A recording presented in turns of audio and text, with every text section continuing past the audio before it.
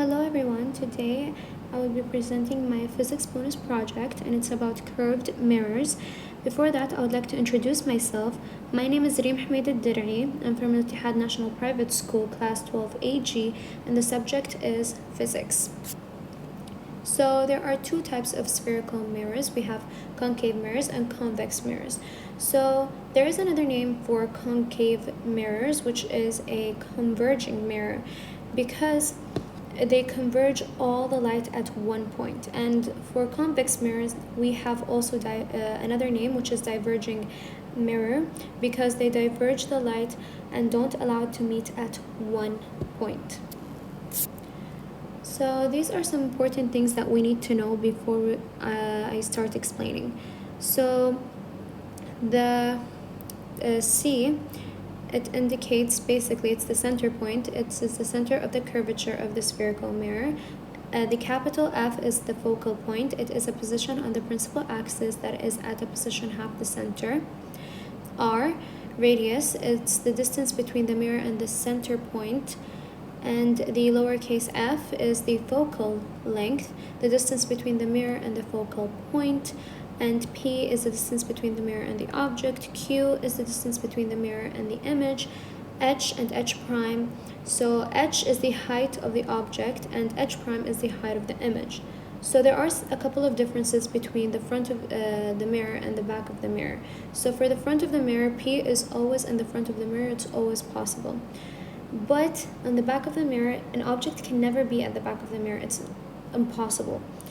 So Q is positive when the image is formed in front of the mirror, but it's negative when the image is formed in the back of the mirror. F is positive when it's in front of the mirror in the case of concave mirrors, and F is negative when it's at the back of the mirror, and this is in the case of a convex mirror. So here we have images created by concave mirrors. So before we start explaining, here's an important note. So concave mirrors can produce real and virtual images. And what do we mean by real image? It's the rays of light when they actually meet. Virtual image, the rays of light don't actually meet. That's why when they actually meet, they will get reflected again. But when they don't meet, they will not get reflected. So let's start with number one. When the object is at infinity, there will be a real image because it's in front of the mirror, but the image will not be clear. You cannot see anything because of the light will be focused at the focal point. It will be a blurry image, and as I said before, we will not be able to see anything. For number two, the object is outside of C. So if we bring the object close to the mirror in a way that is beyond C, yet there will be an image formed. If I have the object at this position, I'll apply the drawing rules. The first rule is parallel to the principal axis, hits the mirror, then goes through the focal point. The next one will come through the focal point, hits the mirror, then goes parallel to the principal axis. At this position where the rays of light meet, I will have my image, which is in this case inverted and smaller than the object. And it's real because it's in front of the mirror. Number three, when the object is at C. So what will happen? It's on the center point. I will also apply the drawing rules. I will get an image of the same size, inverted and also real. For number four, when the object is between C and F, so we will take it now where it's closer to the mirror and apply the drawing rules again. I got the image here in front of the mirror, so it's real, inverted, and it's bigger than the object.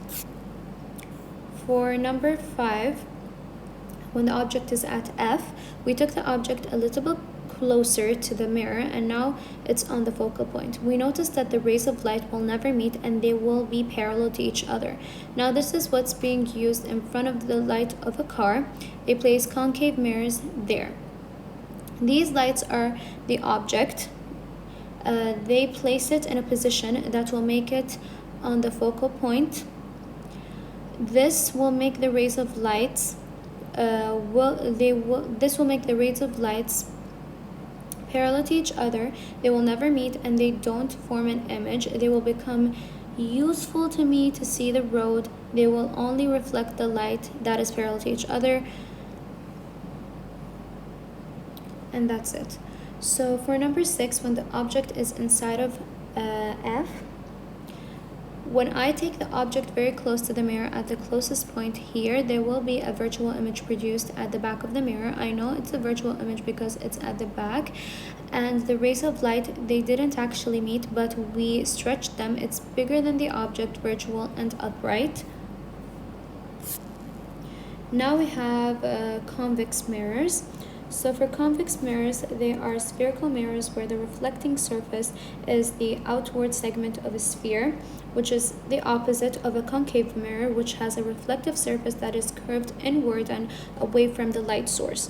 So in the case of a convex mirror, it only produces virtual images, and no matter where you put the object, you will get the same image. Convex mirrors are not affected by the distance of the object. It will always make the same image no matter where you put the object, as you can see, and they have the same drawing rules as the concave mirrors. Now we're gonna start solving, but before that, we must know some things. So we need to know the mirror equation, which is presented here, the equation of magnification. So these things will actually help me determine the characteristics of the image. So when the magnification is bigger than 1, the image is going to be bigger than the object. When the magnification equals 1, image has the same size as the object. When the magnification is less than 1, image has a smaller size than the object. When magnification is negative, the image is real and inverted. When the magnification is positive, the image is virtual and upright. So let's start by solving this simple problem. A pen placed 11.0 centimeters from a concave spherical mirror produces a real image 13.2 centimeters from the mirror. What is the focal length of the mirror? What is the magnification of the mirror? So basically we would start by writing the givens that they gave us. They gave us the object and the image. Here, since the image is in front of the mirror, it's going to be positive, but if it was at the back, it's going to be negative. And the wanted is the focal length and the magnification.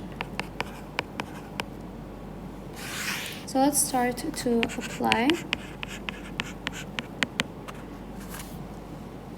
And of course, we're going to use the mirror equation.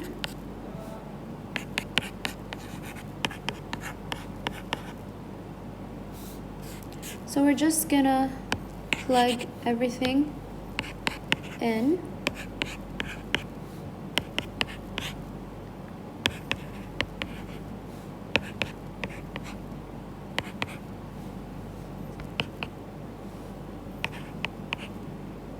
And we're gonna get 0.166. So here, when the answer is not a fraction, we can keep it, but we also can flip it. So this is what we're gonna do.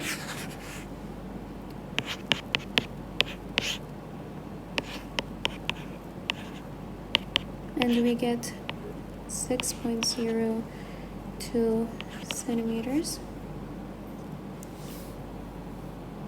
So now we're going to use the magnification equation and plug everything in, and we will get negative 1.2, and magnification doesn't have a unit, so it's unitless. And the characteristics are the image is real, inverted, bigger than the object.